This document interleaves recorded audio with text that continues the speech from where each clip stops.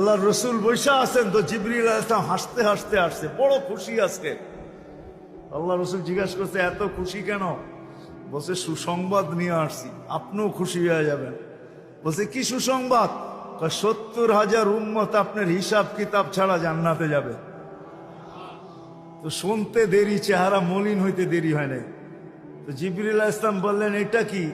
আপনি তো খুশি হওয়ার কথা, চেহারা মলিন হইল কেন? মাত্র 70,000, আমার সাহাবী তো 1.25 লক্ষ, কিয়ামত পর্যন্ত উম্মতের কি হবে? এই জন্য চেহারা মলিন।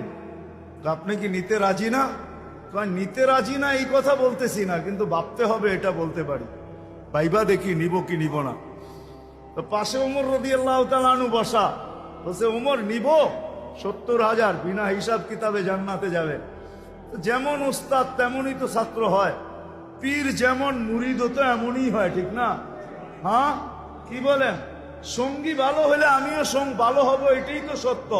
নাহলে কোরআন কেন বলবে কুনু মা সাদিকিন?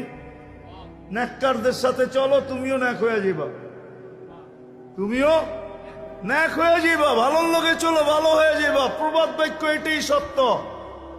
সৎ সঙ্গে স্বর্গবাস, অসৎ সঙ্গে সর্বনাশ, এটাই সত্য। সৎ সঙ্গে সর্বনাশ, সৎ সঙ্গে স্বর্গবাস, অসৎ সঙ্গে সর্বনাশ।